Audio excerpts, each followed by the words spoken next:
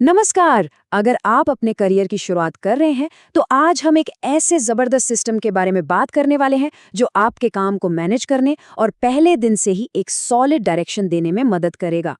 ये कोई मामूली टिप नहीं है, बल्कि एक ऐसा मेंटल मॉडल है जो आपको भीड़ से अलग खड़ा करेगा। तो चलिए शुरू करते हैं। अपनी पहली जॉब में कभी ऐसा महसूस हुआ है कि आप बस कामों के एक समंदर में डूब रहे हैं, जहां हर ईमेल, हर मीटिंग, हर छोटा बड़ा टास्क सब के सब अर्जेंट लगते हैं, है ना? ये फीलिंग बहुत आम है जब हर चीज ही प्रायोरिटी लगने लगती है। देखिए, सबसे पहले ना एक बहुत बड़े बदलाव को समझना जरूरी है। कॉलेज में क्या था, हम कोशिश करते थे, एफर्ट डालते थे और उस पे ग्रेड्स मिल जाते थे।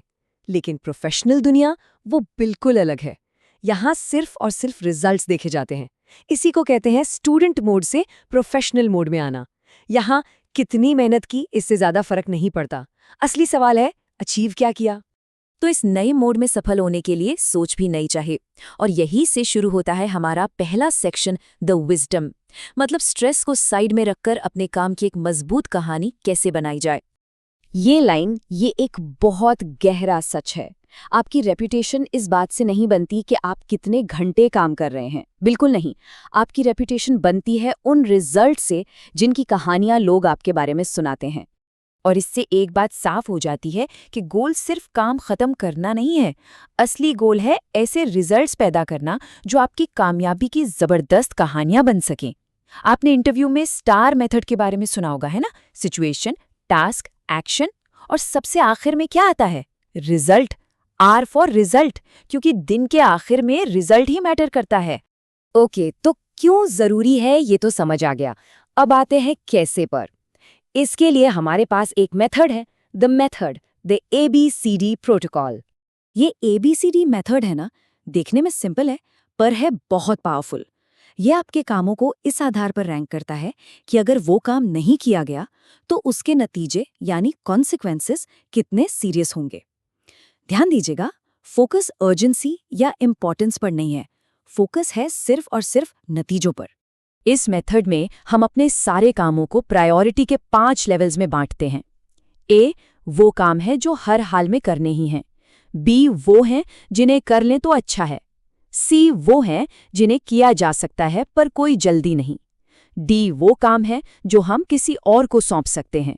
और आखिर में ई, वो काम है जिन्हें हम अपनी लिस्ट से पूरी तरह हटा सकते हैं। चलिए इसको थोड़ा और डिटेल में समझते हैं। ए टास्क, ये वो हैं जिनके न होने पर सीरियस नेगेटिव नतीजे होंगे। सोच के देखिए, जैसे क्लाइंट की डेडलाइन मिस कर दी, बड़ा प्रॉब्लम है ना। बी टास्क के हल्के फुल्के नतीजे होते हैं, मान लीजिए कोई नॉन अर्जेंट कॉल का जवाब नहीं दिया, चलता है। सी टास्क का तो कोई नतीजा ही नहीं है, जैसे अपनी डेस्क साफ करना। डी टास्क वो हैं जो आप किसी और को दे सकते हैं ताकि आप ए टास्क के लिए टाइम निकाल सकें। और ई टास्क, ये वो आदतें या काम हैं जिन्हें आप बिल्कुल ही बंद कर सकते हैं। और इस पूरे सिस्टम का एक गोल्डन रूल है, सबसे जरूरी नियम। जब तक आपका कोई ए टास्क बचा हुआ है, बी टास्क को हाथ भी मत लगाओ।